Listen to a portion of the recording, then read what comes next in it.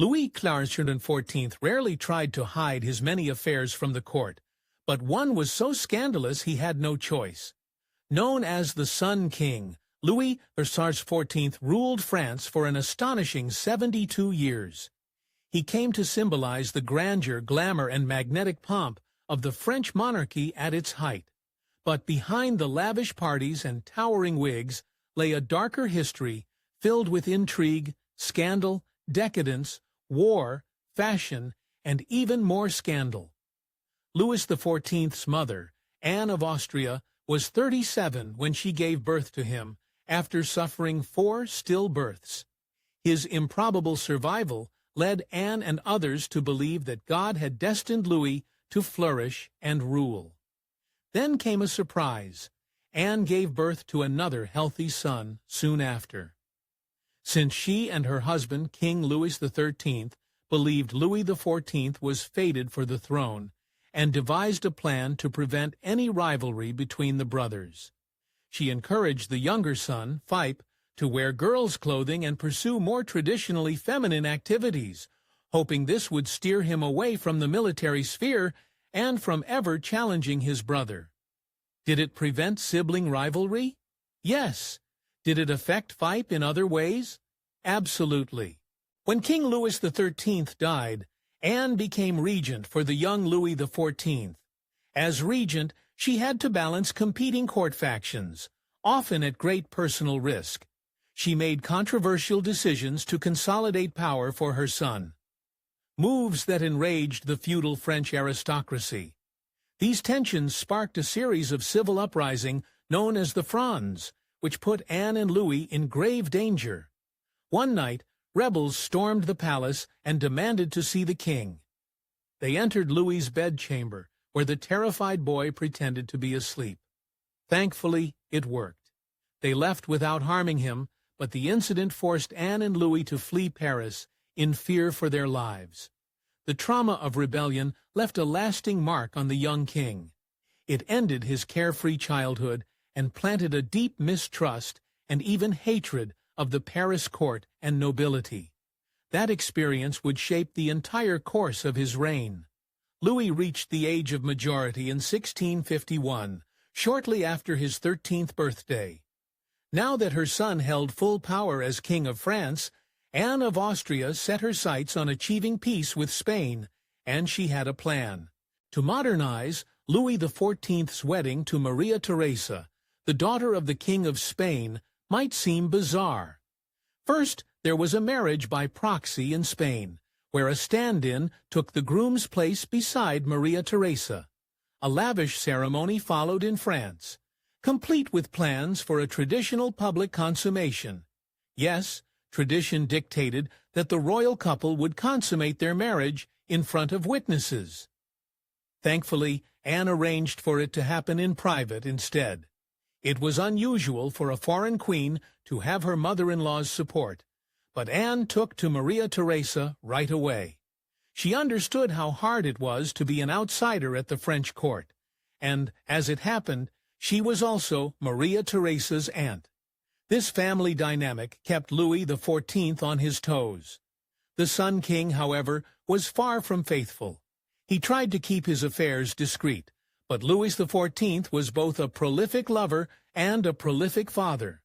Historians estimate he had around 22 children, legitimate and illegitimate, with various women. His first child was with a palace gardener, though his tastes in lovers became more refined over time. He began a long-term affair with Louise de Valier, a lady-in-waiting to his brother's wife. But it wasn't just desire that led him to her. Louis' brother had recently married Henrietta of England. When the pair entered court life, people noticed the king's close relationship with Henrietta, and dark rumors took off. To quiet the gossip, Louise and Henrietta came up with a clever plan. She would introduce him to 3 of her ladies-in-waiting, and he'd choose one to publicly flirt with. Naturally, he picked Louise de Laye. The plan worked a little too well. He fell for her. Louise was bright, talented, and, most importantly, seemed to like Louis for who he was, not for his power or wealth. His marriage had been a political match, so it made sense he'd crave something more romantic. What's wild is that he had time for romance at all, given what he had in store for France. Louis had grown up watching ministers and members of the parliament, Deary, fight for control over the monarchy. So when he came to power, he did something radical. He declared he would rule without a chief minister. Every government official would answer directly to the king. No middleman. The real question was whether the people would accept such a bold move. After years of chaos and instability, it turns out they did. France was ready for a decisive, powerful ruler. Despite his many affairs, Louis XIV was still fulfilling his duties in the royal bedchamber. Maria Theresa became pregnant in 1661 and gave birth to a son that November, fulfilling every newlywed king's dream. They named the brand new heir to the throne Louis. What else? Although his affair with Louise de la Vallière was an open secret, Maria Theresa remained blissfully unaware, or at least pretended to be. In fact, Maria Theresa seemed blissfully unaware of just about everything around her. Aside from the occasional pregnancy, the Queen showed little interest in the typical duties expected of her. She much preferred playing cards and gambling with her friends, which was perfectly fine with Louis XIV. There was no love lost between Louis and his wife, and their marriage was further strained by the issue of her unpaid dowry. While Maria Theresa mourned the death of her father, Louis XIV was busy scrutinizing the fine print of their marriage contract. Citing the unpaid dowry as justification, he seized Spanish territory and began maneuvering to place a member of his own family on the Spanish throne. This would have some serious consequences down the line. Awkwardly, both Maria Theresa and Louise de la Vallière became pregnant at the same time. With the two women in his life occupied, Louis XIV's eyes started to wander. That's when Madame de Montespan saw her opportunity. She seduced the king and quickly won his full attention. Louise de la Vallière soon realized what was happening. Devastated, she took desperate steps to win the king back. While still pregnant, she traveled without authorization to the battlefield where Louis was leading a campaign. There she threw herself at his feet. Louis XIV sent her away. Louise returned to court where Madame de Montespan had already mocked her mercilessly to the other courtiers. When Louis returned, he made it clear de Montespan was his new favorite. She held enormous influence at court, so much so that people began calling her the false Queen of France. In the 1660s, Louis XIV decided to transform an old hunting lodge into a grand palatial estate. The project was more of a political move than anything else. It would become a massive symbol of his power, especially over the nobility of Paris. The king wanted the nobles to come to him on his turf. If a French nobleman wanted to make money or gain any sort of favor with the king, they had to haul themselves to Versailles. It was the center of power, where courtiers arranged marriages, sought employment, and vied for attention, all under the ever-watchful eye of Louis XIV. No wonder he called himself the Sun King. He expected the world to revolve around him, and at Versailles it actually did. It's not like life at Versailles was boring. There was hunting, entertainment, gambling, food, and drink. No one could say no to the luxurious lifestyle Louis provided. Before this centralization, nobles from the countryside would gather private armies and stir up local conflicts. Louis XIV put a stop to all that, turning France's military focus outward instead. From 1667 to 1697, the French armed forces ballooned from 30,000 to 400,000 men. But this increase in power and territory had an unfortunate side effect that united many of Louis's enemies against him. And while Louis was focused on cementing France's place as the dominant power in Europe, there were still problems at home he couldn't ignore. In July of 1683, Queen Maria Theresa fell gravely ill. When Louis XIV saw how bad it was, he prepared for the worst. Within a week, she succumbed to her illness, and her passing was painful. Their marriage had been distant, but Maria Theresa had been a good match. She had given him what many queens failed to an heir. Louis XIV's relationship with his heir and namesake Louis the Grand Dauphin was cold and distant. The king viewed his son with suspicion, and the boy's tutor wasn't much kinder. He compared the Grand Dauphin to Queen Maria Theresa, essentially saying both were dumb and harmless. After his wife's death, Louis XIV secretly married Madame de Maintenon, a close friend of Madame de Montespan, who had been put in charge of raising his illegitimate children. From this point on, as far as historians can tell, Louis stopped having mistresses entirely. But how did Madame de Maintenon manage to steal the king's attention from his longtime mistress, Madame de Montespan? In 1677, a scandal rocked Louis XIV's court. The king became interested in the young and beautiful Duchess of Fontaine, who died suddenly, not long after. Rumors swirled that Madame de Montespan had poisoned her. This led into a full-blown panic known as the Affair of the Poisons, where nobles were accused of murder, witchcraft, and black magic. Montespan found herself at the center of it all, accused of using dark rituals to keep the king's love. Nothing was ever proven, but the damage was done. Disgusted by the scandal and chaos, Louis turned away from Montespan and turned toward the more calm, devout Madame de Maintenon. Maintenon came from humble beginnings. Her father had been a prisoner, and her mother was the daughter of a prison director. Scandalous. Because of this lowly background, the king could never formally marry her, meaning she would never become queen, and their union would never be officially recognized. Still, Madame de Maintenon found a way to leave her mark. She had tremendous influence over the king and became a trusted advisor. It was by all accounts the healthiest and most equal relationship Louis had ever had, and considering the storm on the horizon, having a sharp, steady ally was exactly what he needed. France's enemies were uniting again, forming an alliance so grand it was called the Grand Alliance. This time the list of opponents was long. England, the Dutch Republic, the Holy Roman Empire, Spain, Portugal, and Savoy. In short, it was France versus nearly all of Europe. The 9 Years' War began in 1688, and Louis XIV wasted no time striking back. His armies met the enemy on battlefields across the continent, while he and his ministers worked behind the scenes to dismantle the Grand Alliance from within.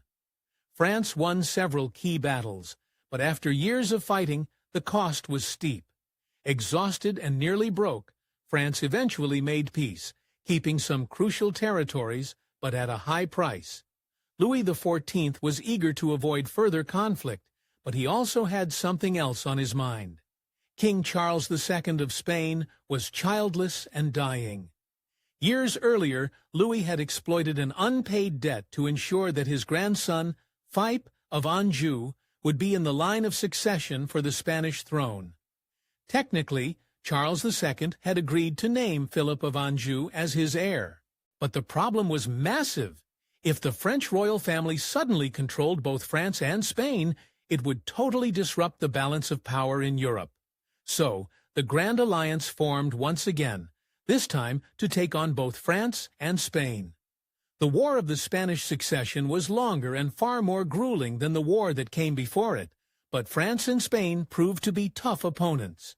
Ultimately, France and Spain agreed to a permanent separation to end the conflict. Louis XIV lost his grip on Spain, but his grandson still got to keep the throne.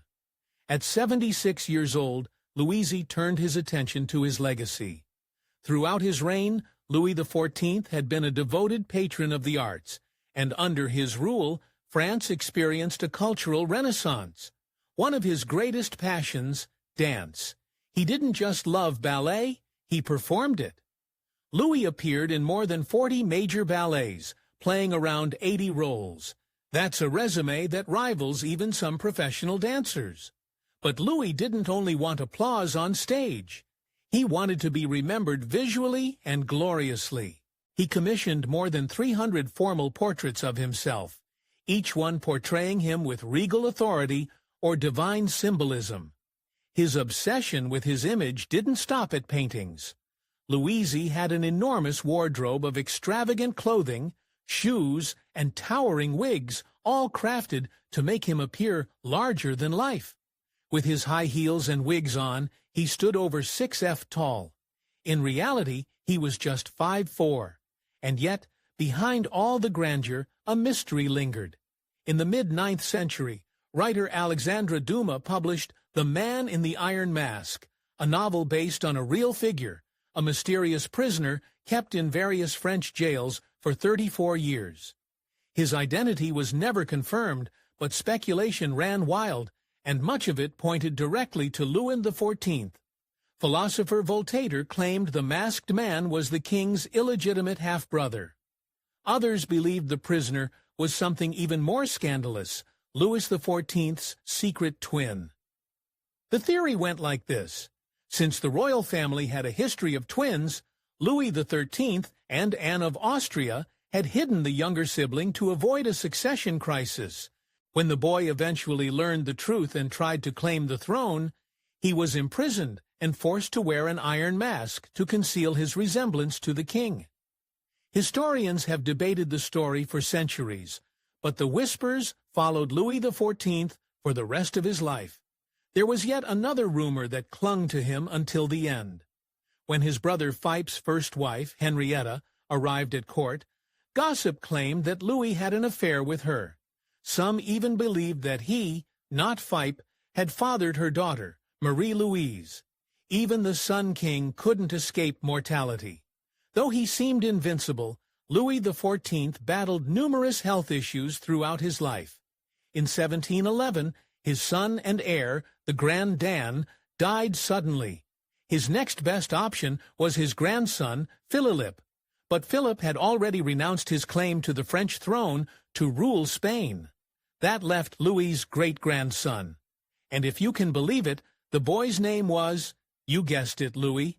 The child was only 5, but with no other viable heirs, the aging king began preparing him for the crown.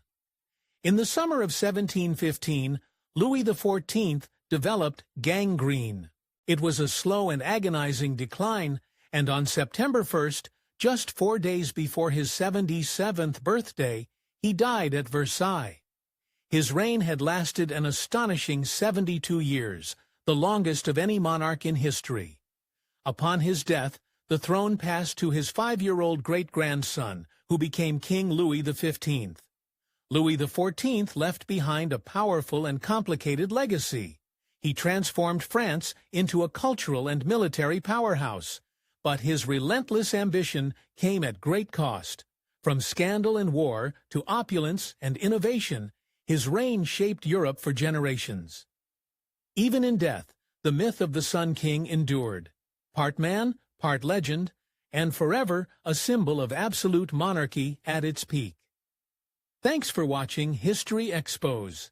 If you love uncovering the best stories in history, hit like and subscribe to keep exploring with us. Don't forget to visit our main page, Factate, for more incredible facts about everything.